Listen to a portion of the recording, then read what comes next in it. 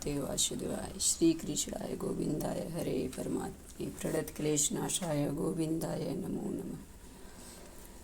32 पूर्णमासी व्रत कथा।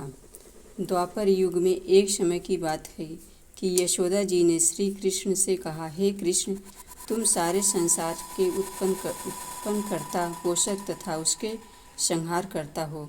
आज कोई ऐसा व्रत मुझसे कहो जिसके करने से मृत्यु लोक में स्त्रियों को विधवा होने का भय न रहे तथा वह व्रत सभी मनुष्यों की मनोवांछाओं को पूर्ण करने वाला हो।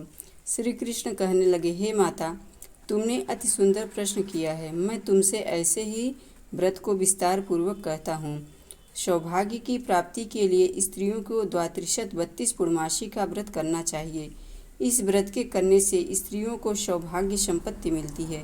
यह व्रत अचल सौभाग्य देने वाला एवं भगवान शंकर के प्रति मनुष्य मात्र की भक्ति को बढ़ाने वाला है।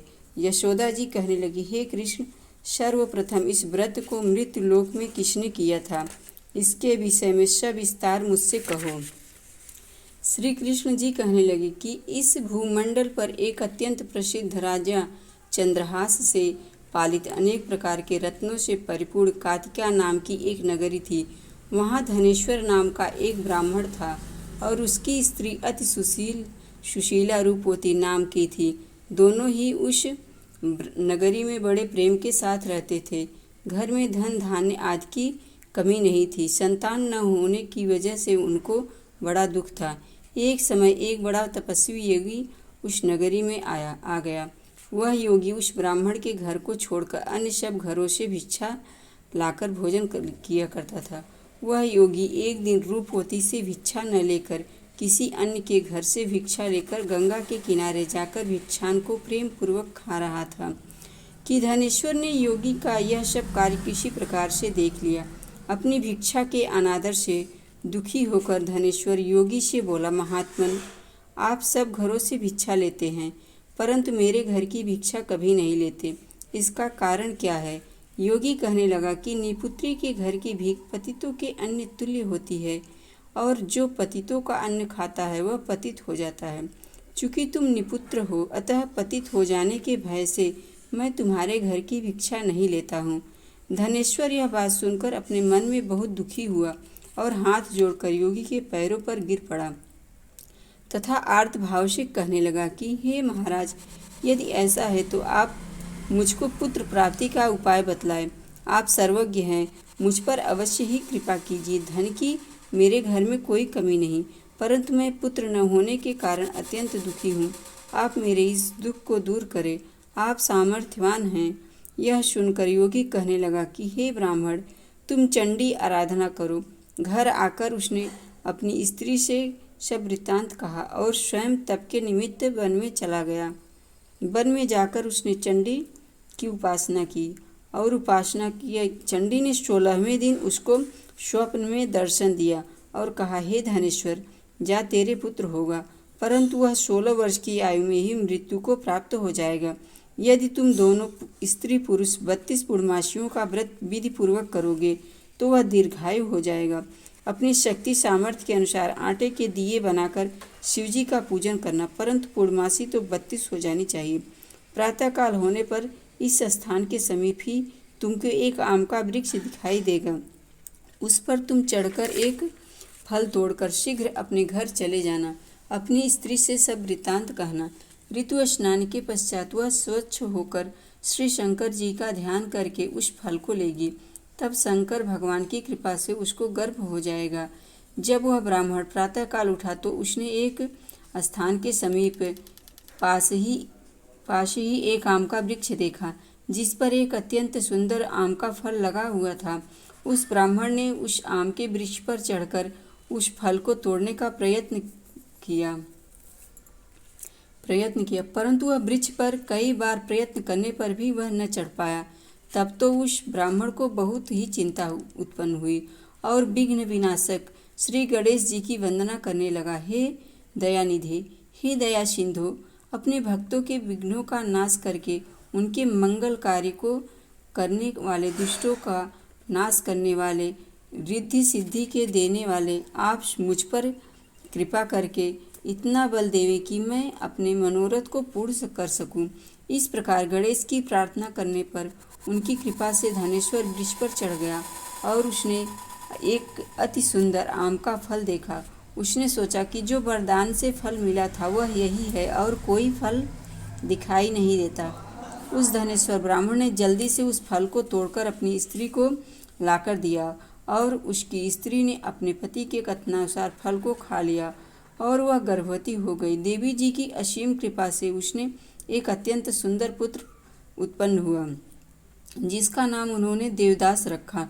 माता पिता के हर्ष और शोक के साथ वह बालक शुक्ल पक्ष के चंद्रमा की भांति अपने पिता के घर में बढ़ने लगा।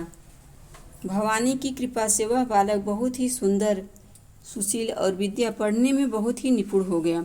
दुर्गा जी की आज्ञानुसार उनकी माता ने द्वात्रिशत 32 पूर्णमासी का व्रत रखना प्रारंभ कर दिया था, जिससे उसका पुत्र दीर्घायु बड़ी आयु वाला हो जाए। 16वां वर्ष लगते ही देवदास के माता पिता को बड़ी चिंता हो गई, कहीं उनके पुत्र की इस वर्ष मृत्यु न हो जाए। इसलिए उन्होंने अपने मन में विचार किया कि यदि वह दुर्घटना उनके सामने हो गई तो वो इसे कैसे सहन कर सकेंगे। अस्तु उन्होंने देवदास के मामा को बुलाया और कहा कि हमारी इच्छा है कि देवदास 1 वर्ष तक काशी में जाकर विद्या अध्ययन करे और हम उसको अकेला भी नहीं छोड़ना चाहते, इसलिए इसके साथ तुम चले जाओ और 1 वर्ष बाद इसको लौटा लाना। सब प्रबंध करके उसके माता पिता ने काशी जाने के लिए देवदास को एक घोड़े पर बैठाकर उसके मामा को उसके साथ कर दिया, किंतु यह बात उसके मामा या किसी और से नहीं कही। धनेश्वर ने सपत्नीक अपने पुत्र की मंगल कामना तथा दीर्घायु के लिए भगवती दुर्गा की आराधना और पूर्णमासियों का व्रत करना आरंभ कर दिया। इस प्रकार बराबर 32 पूर्णमासी का व्रत पूरा किया। कुछ समय बाद एक दिन वह दोनों मामा और भांजा मार्ग में रात्रि बिताने के लिए किसी ग्राम में ठहरे हुए थे। उसी दिन गांव में एक ब्राह्मण की अत्यंत सुंदरी, सुशीला, विदुषी और गुणवती कन्या का विवाह होने वाला था। जिस धर्मशाला के अंदर वर और उसकी बारात ठहरी हुई थी, उसी धर्मशाला में देवदास और उसके मामा भी ठहरे हुए थे। संयोगवश जब कन्या को तेल आदि चढ़ाकर मंडप आदि का कृत किया गया तो लग्न के समय वर को धनुर्वात हो गया।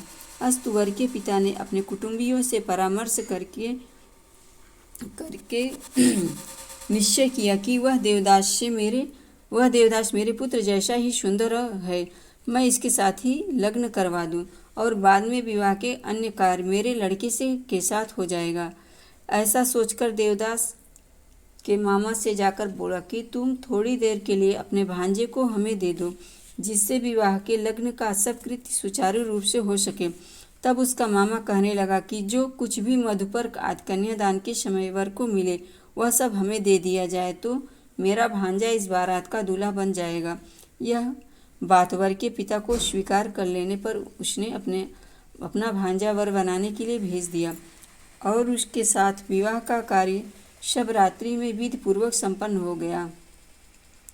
पत्नी के साथ वह भोजन न कर सका और अपने मन में सोचने लगा कि न जाने यह किसकी स्त्री होगी। वह एकांत में इसी सोच में गर्म निश्वास छोड़ने लगा तथा उसकी आंखों में आंसू भी आ गए।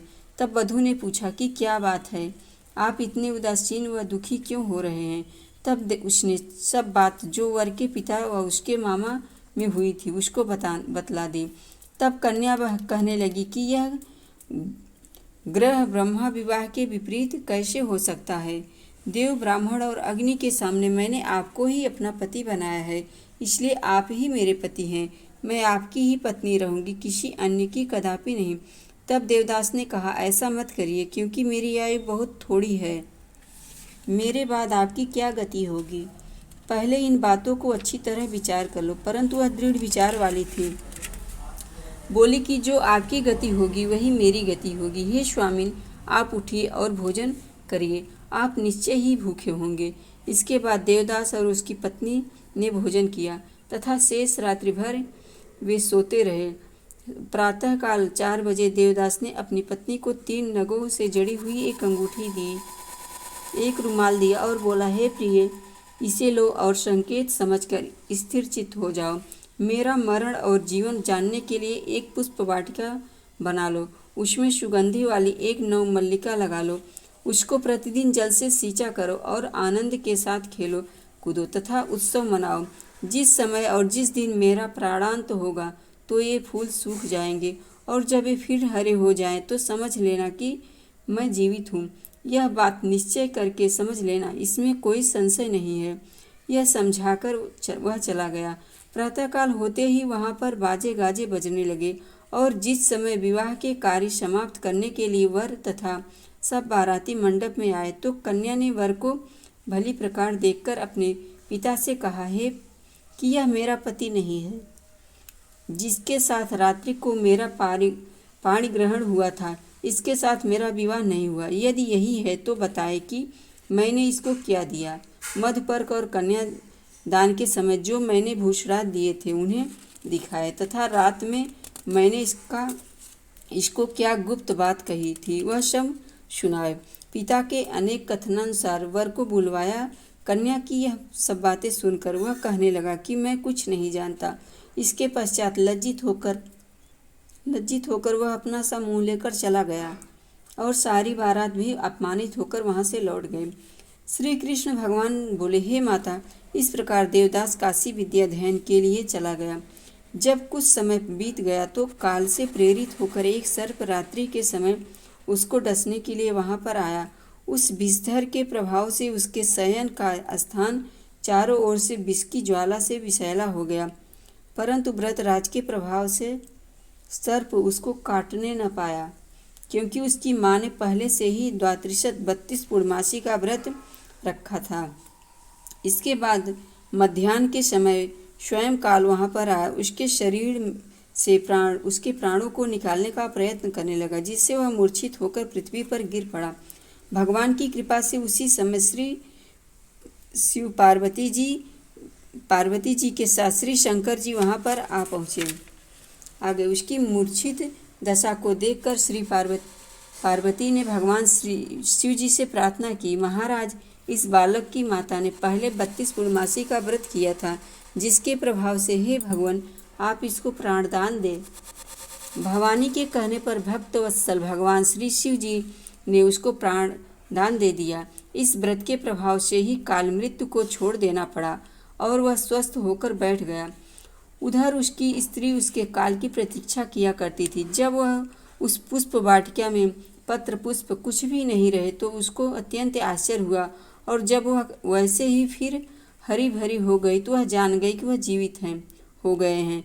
यह देखकर वह बहुत प्रसन्न मन से अपने पिता से कहने लगी कि पिताजी, मेरे पति जीवित हैं, आप उनको ढूंढिए।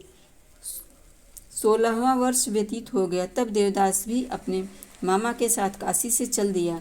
इधर उसके ससुर उसको ढूंढने के लिए अपने घर से जाने वाले ही थे कि वह दोनों मामा भांजा वहाँ पर आ गए।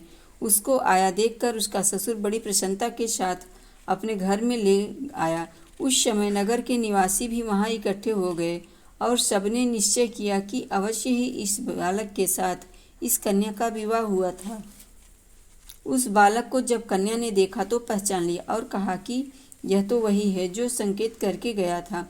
तदुपरांत सभी कहने लगे कि अच्छा हुआ जो यह आ गया, और सब नगरवासियों ने खुशी मनाई। कुछ दिन पश्चात देवदास अपनी पत्नी तथा मामा के साथ अपने ससुर के घर से बहुत सा दान दहेज में लेकर अपने घर के लिए चल दिया। गांव के आने पर तो कई लोगों ने उसको देखकर उसके माता पिता को पहले ही जाकर खबर दे दी कि तुम्हारे पुत्र देवदास अपनी पत्नी और मामा सहित आ रहे हैं। ऐसा समाचार सुनकर पहले तो उन्हें विश्वास नहीं हुआ, किंतु जब और लोगों ने भी आकर उनकी बात का समर्थन किया तो उनको बड़ा ही आश्चर्य हुआ। लेकिन थोड़ी देर में देवदास ने आकर अपने माता पिता के चरणों में अपना सिर रखकर प्रणाम किया, और उसकी पत्नी ने भी अपने सास ससुर के पैरों का स्पर्श किया। तो माता पिता ने अपने पुत्र वधू को अपने हृदय से लगा लिया और दोनों की आंखों में प्रेमाश्रु बह चले। अपने पुत्र और पुत्र वधू के आने की खुशी में धनेश्वर ने बड़ा भारी उत्सव किया और ब्राह्मणों को बहुत सी दान दक्षिणाएं देकर प्रसन्न किया। श्री कृष्ण कहने लगे कि इस प्रकार धनेश्वर 32 पूर्णमासियों के व्रत के प्रभाव से पुत्रवान हो गया। जो भी स्त्रियां इस व्रत को करती है वे जन्म जन्मांतर में वैधव्य का दुख नहीं भोगती और सदैव सौभाग्यवती रहती है। यह मेरा वचन है। व्रत में कोई संदेह नहीं। जानना, यह व्रत पुत्र पौत्रों को देने वाला तथा संपूर्ण मनोकामनाओं को पूर्ण करने वाला है। द्वादशी 32 पूर्णमासियों के व्रत करने से व्रती की सभी इच्छाएं भगवान शिवजी की कृपा से पूर्ण हो जाती है। ओम नमः शिवाय। बोलो हर हर महादेव। श्री शिवाय नमस्तुभ्यं। श्री शिवाय नमस्तुभ्यं। श्री शिवाय नमस्तुभ्यं। श्री शिवाय नमस्तुभ्यं। श्री शिवाय नमस्तुभ्यं। जय भोलेनाथ की जय। पार्वती मैया की जय। गणेश भगवान की जय। विष्णु भगवान की जय। सत्यनारायण भगवान की जय। लड्डू गोपाल की जय। शिव देवी देवता की जय।